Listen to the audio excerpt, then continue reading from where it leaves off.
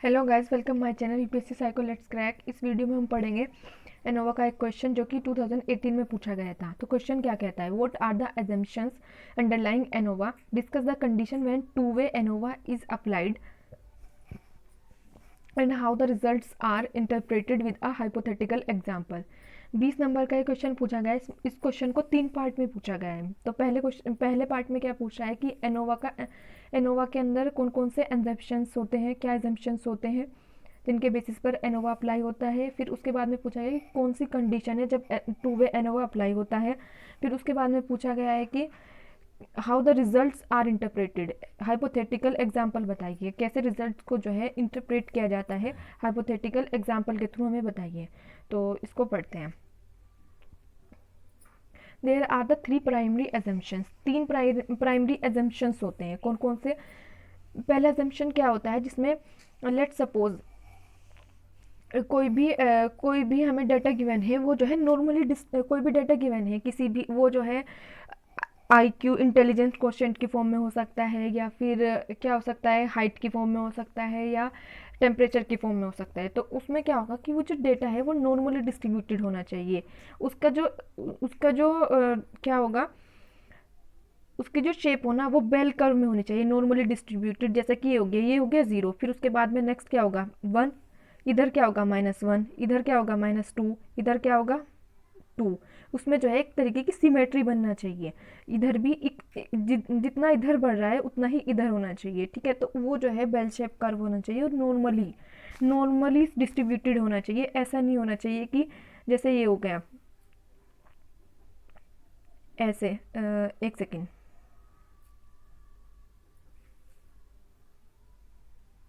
ऐसे नहीं होना चाहिए यहाँ पर। ये क्या है, नॉर्मल डिस्ट्रीब्यूटेड नहीं है। यहाँ पर क्या है, ये 0 हो गया, 1 2 फिनिश। फिर उसके बाद में माइनस के हैं, ये 1 प्लस के 2 3 4, ये बढ़ता जा रहा है एक साइड से। दूसरी साइड से क्या है, इसमें कम डिजिट आ रही है।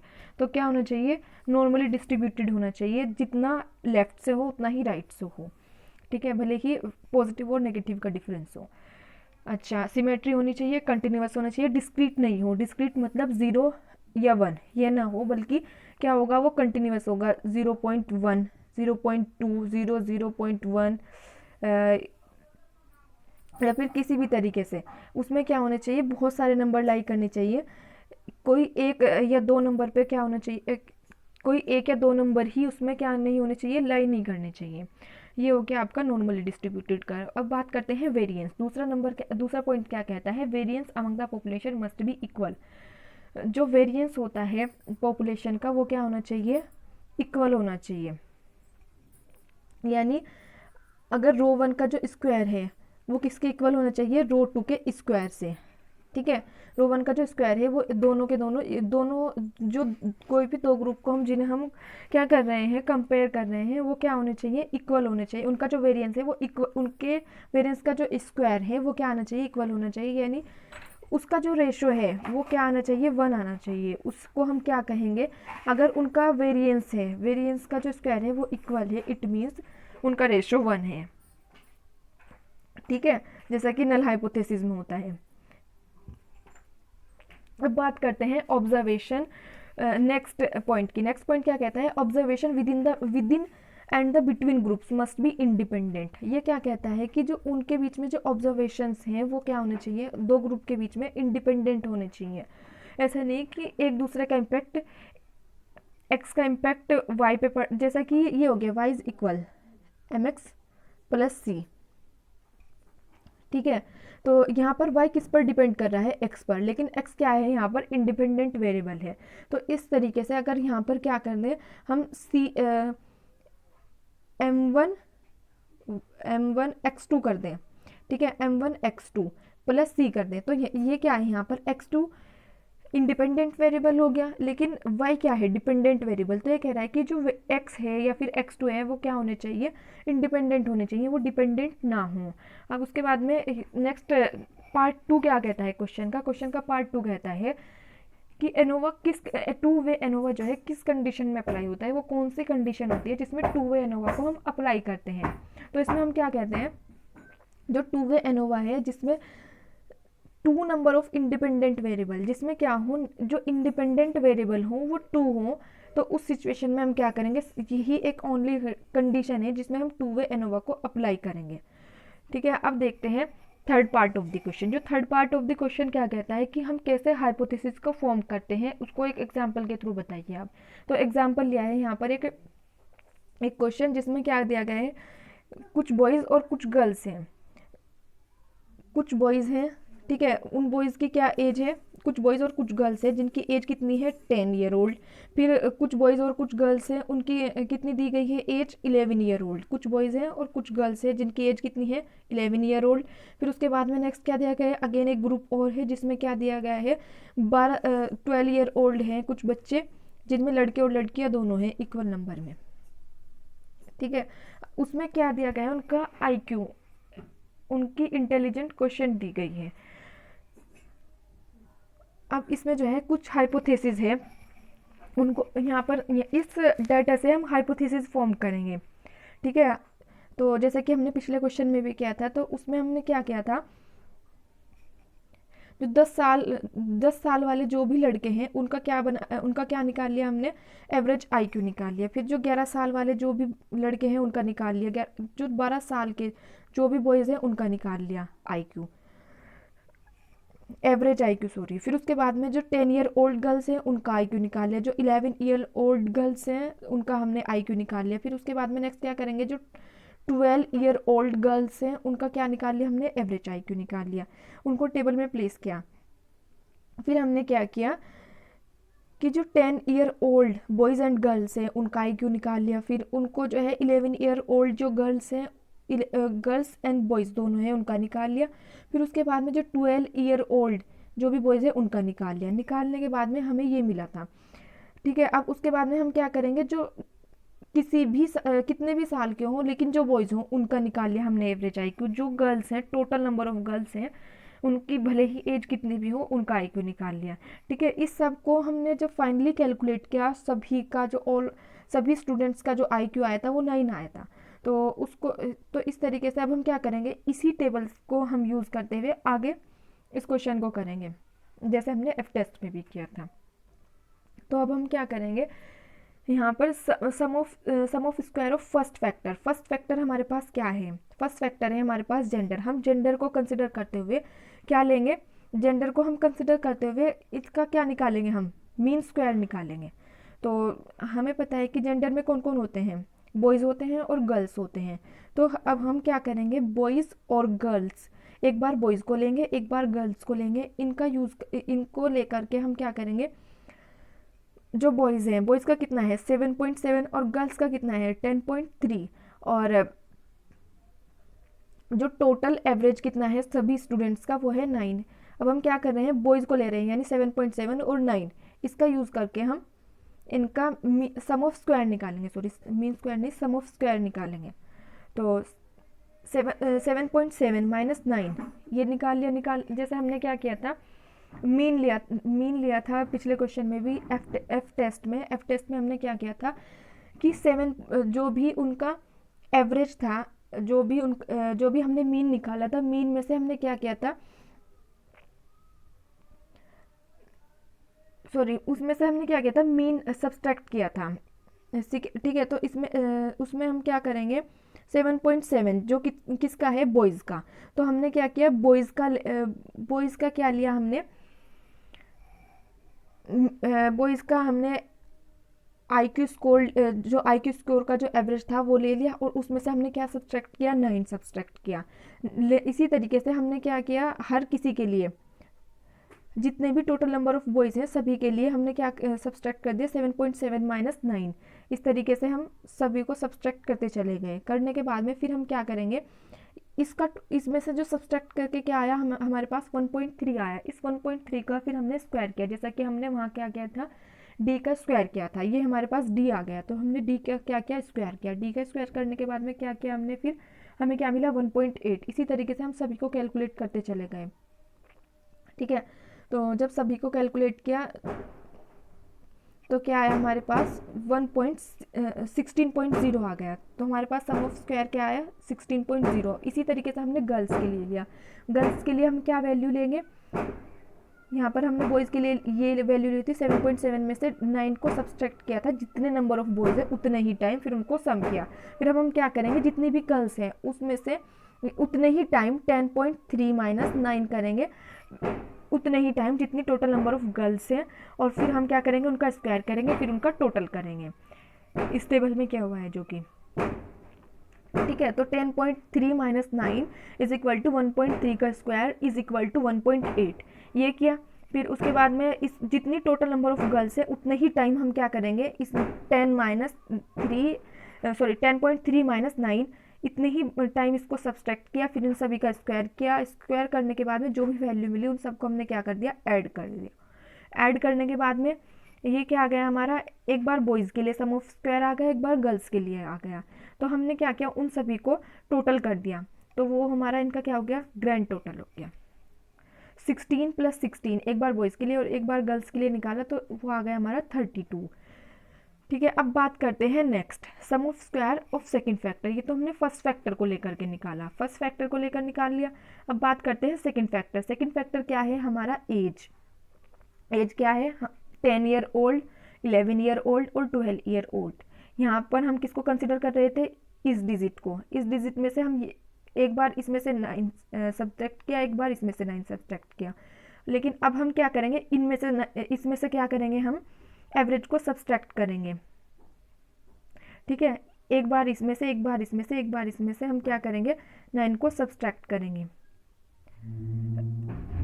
तो हम यहाँ पर दो टेबल बनाएंगे, एक बार बॉयज़ के लिए, एक बार गर्ल्स के लिए। तो बॉयज़ के लिए बना ली हमने। तो जो 10 साल के जो भी 10 ईयर ओल्ड हैं, 10 ईयर ओल्ड जो भी बॉयज़ हैं उनका जो एवरेज है वो ले लिया। फिर उसके बाद में जो 11 ईयर बॉयज़ हैं उनका ले लिया। फिर जो 12 ईयर ओल्ड है उनका ले लिया। उनमें से क्या करेंगे, सभी में से हम 9 सब्सट्रैक्ट करेंगे। ये सभी बॉयज़ का क्या लेंगे हम, यहाँ पर एवरेज IQ ले लिया, भले ही वो 10 ईयर ओल्ड है, 11 ईयर ओल्ड है या 12 ईयर ओल्ड है। ठीक है। अब उसमें से हमने 9 सब्सट्रैक्ट किया। 9 को सब्सट्रैक्ट करने के बाद में हमारे पास आता है 6.5 में से अगर हम 9 को सब्सट्रैक्ट करें हमारे पास 2.5 आ गया। ठीक है। तो हमने इसका स्क्वायर करा, इसी तरीके से हमने इसमें भी कर लिया। फिर क्या आया हमारा 6.3। फिर उसके बाद में अगर हम 11 ईयर ओल्ड वाले रो में चले तो उसमें क्या होगा, 8.5 माइनस 9, उसको सोल्व करके क्या है हमारे पास 0.5, फिर इसका स्क्वायर किया तो क्या आ गया 0.25। इस तरीके से इन सभी में आ गया। फिर उसके बाद में नेक्स्ट चलेंगे 12 ईयर ओल्ड। जो 12 ईयर ओल्ड हैं उसमें से हमने क्या किया कि अगेन 9 सब्ट्रैक्ट किया। फिर उसको सॉल्व करने के बाद क्या मिला हमें, 3 मिला। 3 का स्क्वायर करने के बाद 9। तो इसको जो इसका जो टोटल आया वो क्या आएगा हमारे पास 46.5। ठीक है। ये तो आ गया हमारा बॉयज़ के लिए। अब बात करते हैं गर्ल्स के लिए, यहाँ पे होना चाहिए था। ठीक है। तो अब हम बात करते हैं गर्ल्स के लिए। तो फिर इसी तरीके से करेंगे हम गर्ल्स के लिए भी। 6.5 माइनस 9। ठीक है। 6.5 माइनस 9 इज इक्वल टू क्या आएगा, माइनस का 2.5 का स्क्वायर। ये क्या है, ये जो 10 ईयर ओल्ड गर्ल्स हैं, ये 11 ईयर ओल्ड गर्ल्स हैं, ये 12 ईयर ओल्ड गर्ल्स हैं। तो अब हमने इसमें क्या किया, 6.5 माइनस 9 किया। 6.5 माइनस 9 जब करेंगे तो हमारे पास जो भी डिजिट आई उसका हम स्क्वायर करेंगे। स्क्वायर करने के बाद हमें जो मिलेगा वही हमारी फाइनल डिजिट होगी। ठीक है। तो इन सभी में हम क्या करेंगे, ऐसे ही करते चले जाएंगे। फिर 11 ईयर ओल्ड में भी ऐसे ही किया कि जो 8.5 में से हम 9 को सब्सट्रैक्ट करेंगे, उसको सॉल्व करके हमें क्या मिलेगा, -5 का स्क्वायर इज इक्वल टू 0.25। ठीक है। अब इसको कैलकुलेट करके हमें फाइनली क्या मिला, 0.25 मिल गया। फिर 12 माइनस 9 करेंगे, फिर इसको स्क्वायर करेंगे, इसका स्क्वायर करने के बाद में हमें 9 मिल गया।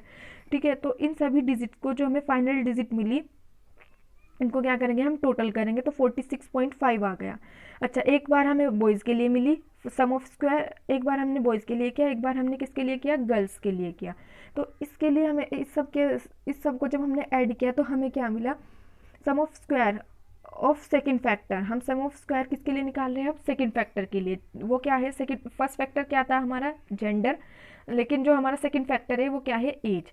अब हम यहाँ पर जब हमने बॉयज़ के लिए और गर्ल्स के लिए इंडिविजुअली कैलकुलेट करा तो हमें क्या मिला, 46.5 मिला। फिर उसके बाद में नेक्स्ट मिला हमें 46.5 अगेन। तो हमने जब इनको सम किया तो हमें क्या मिला, 93 मिला।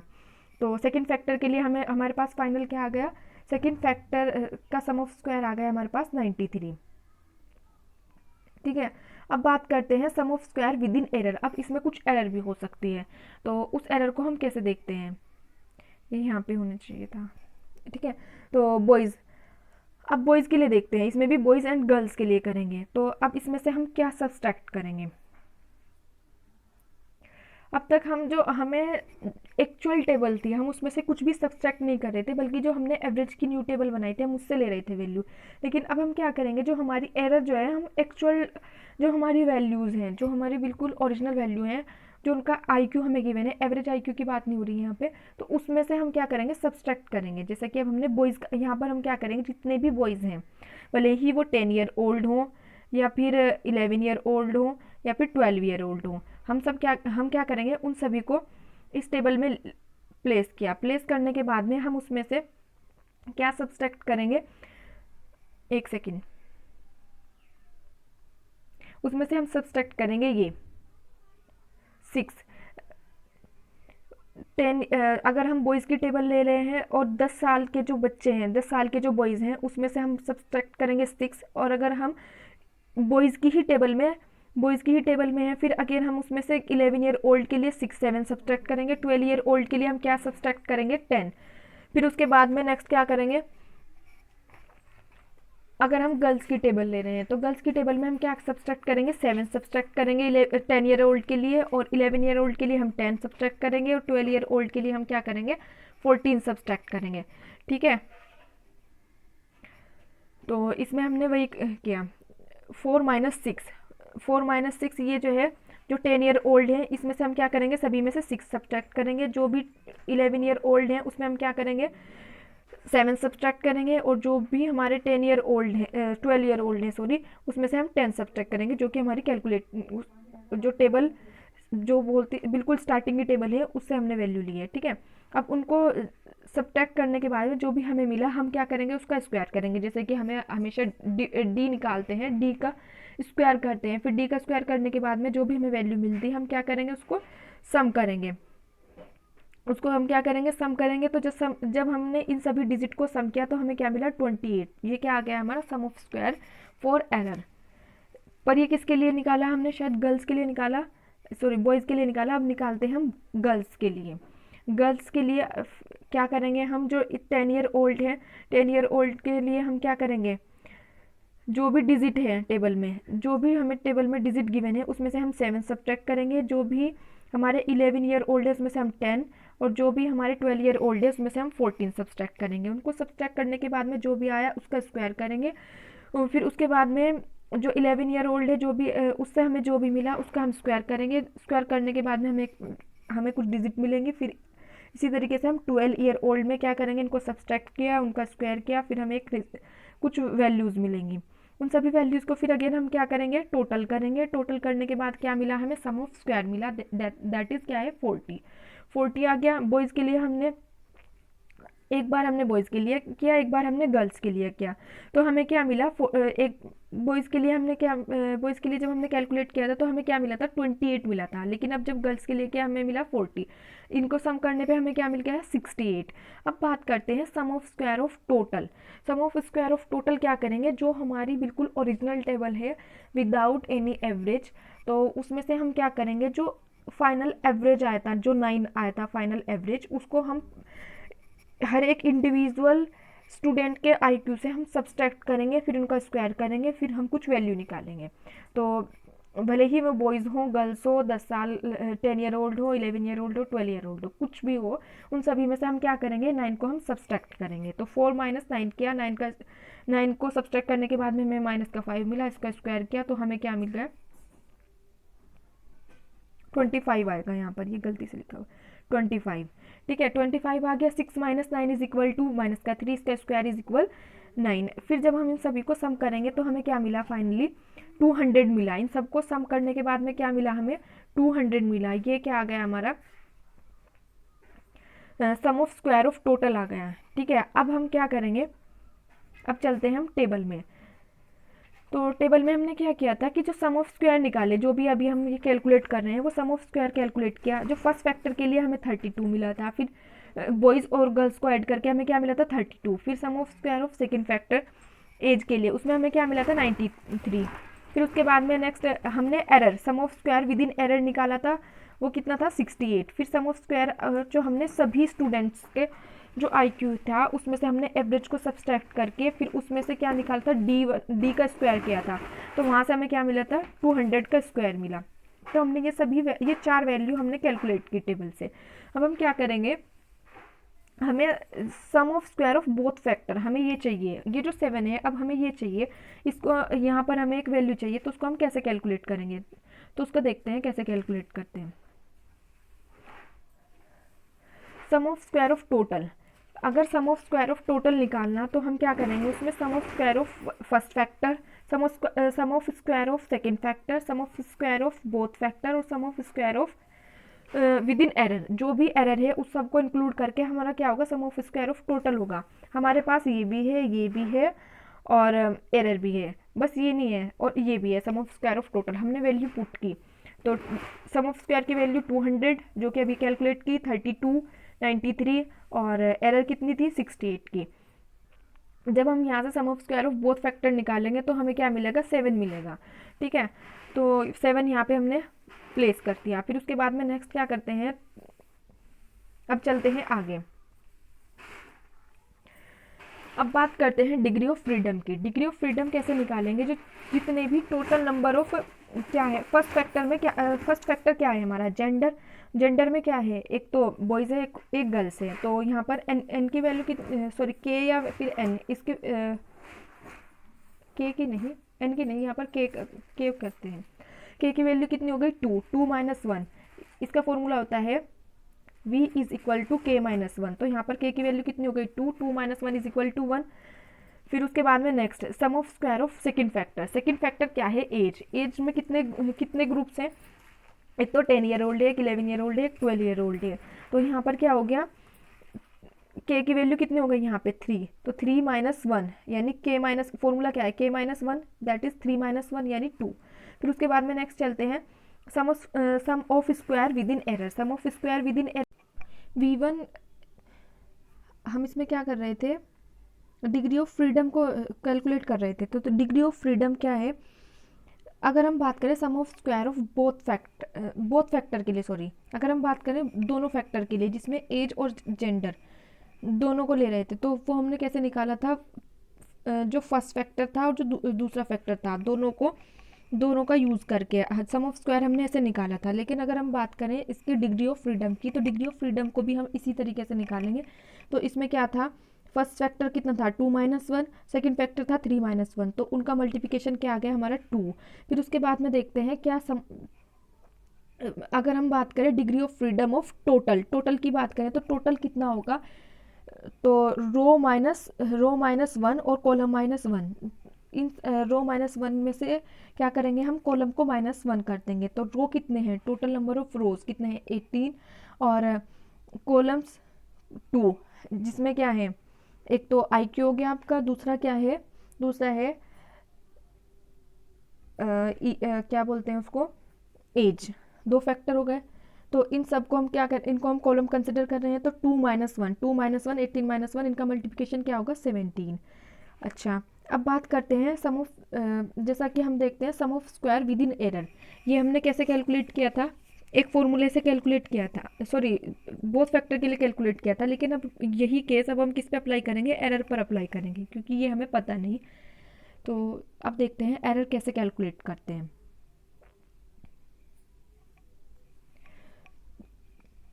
Total degree of freedom is equal two degree of freedom of one factor, second factor और एरर के लिए, और degree of freedom of both factor. इसी तरीके से हमने क्या करा, जो हमें पता है उसकी वैल्यू यहाँ पर पुट कर दी। पुट करने के बाद में क्या होगा, जैसे हमने वैल्यू पुट की तो हमें मिला, ये मिल गया 18 - 1, 2 - 1, 3 - 1 प्लस में फिर 2 - 1 into 3 - 1 degree of freedom with in error. इनको कैलकुलेट करके हमें क्या मिला, यहाँ पर फाइनली 12 मिल गया। ठीक है, तो हमें मिल गई वैल्यू 12। अब बात करते हैं किसकी, मीन स्क्वायर की। मीन स्क्वायर कैसे कैलकुलेट करेंगे, मीन स्क्वायर कैलकुलेट करेंगे हम, जो हमारा क्या है सम ऑफ स्क्वायर है, सम ऑफ स्क्वायर को किससे डिवाइड करेंगे, डिग्री ऑफ फ्रीडम से डिवाइड करेंगे, यानी 32 डिवाइड बाय इक्वल टू क्या आएगा हमारा, मीन स्क्वायर में 32 आ जाएगा। 32 divide by 1 is equal to क्या होगा, 32, फिर 93 डिवाइड बाय 2 तो क्या होगा 46.5, 7 डिवाइड बाय 2 इज इक्वल 3.5, फिर उसके बाद में 68 divide by 12 is equal to 5.67, ये क्या आ गया हमारा मीन स्क्वायर आ गया। फिर उसके बाद में अब हम यहाँ पर क्या देखते हैं, एफ स्कोर, एफ फैक्टर देखते हैं। यहाँ पर एफ स्कोर क्या होगा इसका, तो 32 को हम किससे डिवाइड करेंगे, इस 5.6 से इसे डिवाइड करेंगे, फिर इसको 46.5 को इससे डिवाइड करेंगे, 3.5 को किससे डिवाइड करेंगे 5.6 से, इनको सबको डिवाइड करने के बाद में हमें क्या मिला 5.64, वो क्या है फर्स्ट फैक्टर के लिए एफ स्कोर आ गया, सेकंड फैक्टर के लिए क्या आ गया हमारे पास 8.20, थर्ड फैक्टर के लिए क्या आ गया हमारे पास 0.62। ठीक है, अब इसकी अब हम क्या करेंगे, इसकी वैल्यू टेबल में देखेंगे। तो टेबल में देखने के लिए हम क्या करेंगे, कैलकुलेटेड वैल्यू तो हमें मिल गई फर्स्ट फैक्टर के लिए 5.64, लेकिन अब हमें चाहिए इसकी टेबल वैल्यू। टेबल वैल्यू किस पर देखेंगे हम, 1 2 पे, यानी V1 और V2 की वैल्यू देखते हैं। V1 और V2 की वैल्यू क्या है, यहाँ पर एक बार दोबारा देख लेते हैं। फर्स्ट फैक्टर के लिए V1 क्या है 1, और सेकंड फैक्टर के लिए 2, और बोथ फैक्टर्स के लिए 2, लेकिन जो V2 है वो क्या रहेगा, चाहे फर्स्ट के लिए हो, सेकंड के लिए या थर्ड के लिए, हमेशा 12 रहेगा। तो V1 12 के रेस्पेक्ट में देखेंगे एक बार, 2 12 के रेस्पेक्ट में एक बार, 2 अगेन 12 के रेस्पेक्ट में। तो यहाँ पर हम टेबल की वैल्यू देख लेते हैं। अगर हम देखें V1 ये हो गया, V1 और 12 4.75, और अगर V2 V1 की वैल्यू कितनी है 2 एक बार, और 12 के रेस्पेक्ट में 389, तो हमें मिल गई ये दो वैल्यू 4.75 और 3.89। 4.75 ये हो गई हमारी टेबल की वैल्यू। और दूसरे में हम देखते हैं, अच्छा, तो since the calculated value 5.64 is greater than the critical value of 4.75, ये क्या कह रहा है कि जो टेबल की वैल्यू है 4.75 वो क्या है, ग्रेटर है जो कि कैलकुलेटेड वैल्यू है। तो यहाँ पर क्या होता है, अगर कैलकुलेटेड वैल्यू टेबल की वैल्यू से क्या है बड़ी है, तब नल हाइपोथेसिस को हम क्या करेंगे, रिजेक्ट करेंगे। तो फर्स्ट फैक्टर के लिए जो नल हाइपोथेसिस है वो क्या हो गया है, रिजेक्ट हो गया है, अगर हम टेबल की और कैलकुलेटेड वैल्यू का कंपैरिजन करें। ठीक है, तो hence null hypothesis is rejected and it may be conclude that, उसे हम कैसे कंक्लूड करेंगे, यानी H not is a false statement so we reject it. अच्छा, तो H नोट जो था वो एक्चुअल में था क्या, H नोट ये था कि जेंडर का कोई इफेक्ट नहीं पड़ता है किस पर, स्टूडेंट के IQ पर। तो यहाँ पर क्या हो गया है, इसको फॉल्स, इस स्टेटमेंट को फॉल्स कंसिडर करते हुए इसे रिजेक्ट कर दिया है, H1 को सही कंसिडर किया है, राइट कंसिडर किया है। यहाँ पर H1 क्या कहता है, gender will have significant effect on student IQ score. जो जेंडर का इफेक्ट है IQ स्कोर पर वो पड़ता है, वो पढ़ रहा है, वो किसके थ्रू शो हो रहा है, टेबल और कैलकुलेटेड वैल्यू के कंपैरिजन के थ्रू हमें पता चला है। तो फर्स्ट फैक्टर के लिए हमारा जो H1 स्टेटमेंट है वो करेक्ट है। बात करते हैं दूसरे फैक्टर के लिए, सेकंड फैक्टर जो कि एज है, उसके लिए हमें कैलकुलेटेड वैल्यू क्या मिली थी 8.20, और उसके लिए क्या मिली थी टेबुलेटेड वैल्यू 3.89। फिर जब इनको कंपेरिजन किया, इनको कंपेयर किया, तो कंपेयर करने के बाद क्या मिला 8.20, जो कि कैलकुलेटेड वैल्यू है वो बड़ी है किससे, टेबल की वैल्यू से। तो यहाँ पर क्या हुआ, अगेन नल हाइपोथेसिस रिजेक्ट हुआ, जहाँ पर जो वैल्यू हमने कैलकुलेट किया अगर वो टेबल की वैल्यू से क्या होती है, बड़ी होती है, तो वो क्या, उसमें क्या होता है, नल हाइपोथेसिस को रिजेक्ट कर दिया जाता है। यहाँ पर नल हाइपोथेसिस को अगेन क्या कर लिया जाएगा कि वो क्या समझा जाएगा कि वो जो है गलत स्टेटमेंट है, उसको रिजेक्ट कर दिया जाएगा, और जो H1 स्टेटमेंट है उसको करेक्ट कंसिडर करते हुए उसको मान लिया जाएगा। यानी इसमें कहा गया था कि age will have no significant effect on student IQ score, age का स्टूडेंट की IQ स्कोर पर कोई प्रभाव नहीं पड़ता है। लेकिन इसमें क्या कहता है कि जो H1 क्या कहता है कि एज का इफेक्ट पड़ता है स्टूडेंट की IQ स्कोर पर। ठीक है, तो इसको एक्सेप्ट कर लिया। बात करते हैं दोनों फैक्टर्स के लिए, कैलकुलेटेड वैल्यू क्या है इसमें दोनों फैक्टर के लिए 0.62, और उसकी जो टेबुलेटेड वैल्यू है वो क्या है, टेबुलेटेड वैल्यू है आपकी 3.89। जब इनको कंपेयर किया तो हमने क्या पाया कि जो 0.62 है वो छोटी है किससे, 3.89 से। इट मीन्स जो नल हाइपोथेसिस है वो क्या होगी यहाँ पर एक्सेप्टेड होगी। नल हाइपोथेसिस क्या होगी, एक्सेप्टेड होगी, जिससे क्या कंक्लूड होता है कि अगर यहाँ पर कैलकुलेटेड वैल्यू छोटी है टेबल की वैल्यू से, टेबल की जो वैल्यू है उससे, उस टाइम पे हम क्या करेंगे, नल हाइपोथेसिस को एक्सेप्ट करेंगे। अब तक हम क्या कर रहे थे, नल हाइपोथेसिस को रिजेक्ट कर रहे थे पीछे के दो स्टेटमेंट्स में, लेकिन इसमें क्या करेंगे, हम उसको एक्सेप्ट करेंगे। तो एच नोट क्या कहता है, gender and age will have no significant effect on student IQ score. इसमें यह कहता है कि जेंडर और एज का कोई इफेक्ट नहीं पड़ेगा स्टूडेंट की आईक्यू स्कोर पर। इंडिविजुअली तो कहता है कि पढ़ता है, लेकिन अगर जेंडर और एज दोनों को जब हम कंपेयर कर रहे हैं तो उसमें कहता है कि नहीं पढ़ता है। तो H not is a true statement, we can't reject it. ये फेल हो गया है रिजेक्ट होने में, और ठीक है। Okay, thanks for watching.